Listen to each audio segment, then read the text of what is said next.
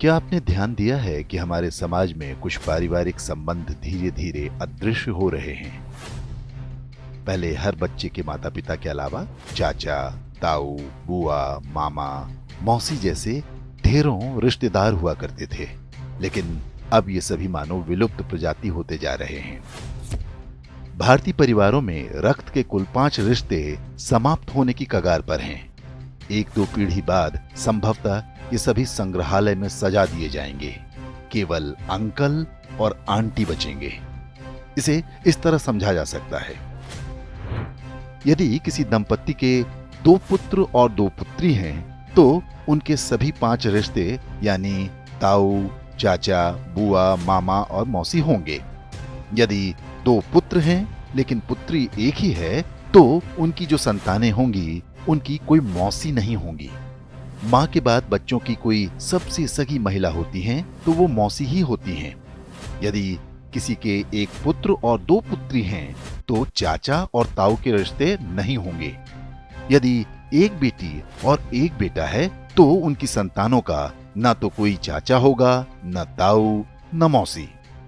यदि 1 बेटा या 1 बेटी होती है, तो वो पूरी तरह से अकेला होगा। माता पिता के बाद उसका कोई रक्त संबंधी नहीं होगा।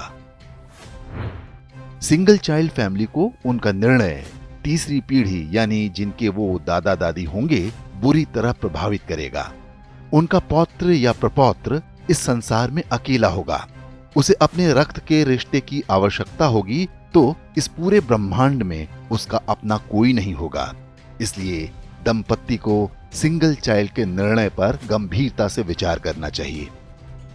ये न केवल हमारे बच्चों को एकाकी जीवन जीने को विवश करेगा, बल्कि हमारी हिंदू परिवार व्यवस्था को भी नष्ट कर देगा।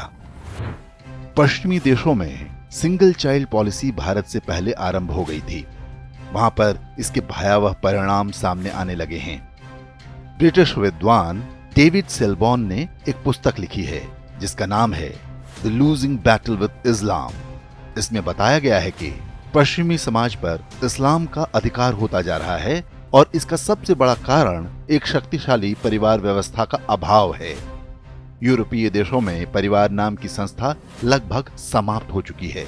लोग विवाह करना पसंद नहीं करते। समलैंगिकता, अवैध संबंध, लिव इन रिलेशन जैसी कुरीतियां सामान्य बात हैं।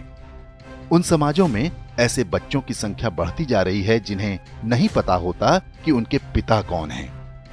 बूढ़े माता पिता को घर में रखने को कोई तैयार नहीं।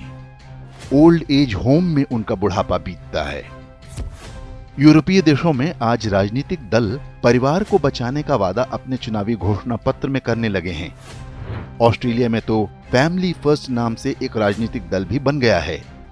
पश्चिमी देशों के समाजशास्त्रियों की सबसे बड़ी चिंता ये है कि परिवार व्यवस्था को कैसे बचाया जाए। इस सब के लिए उनके पास यही सुझाव है कि 1 से अधिक बच्चे पैदा हों। अब यही चुनौती भारतीय समाज के सामने भी खड़ी होने जा रही है। क्या हम समय रहते सतर्क हो पाएंगे या हमारे साथ भी वही होगा जो पश्चिमी देशों के साथ हो रहा है?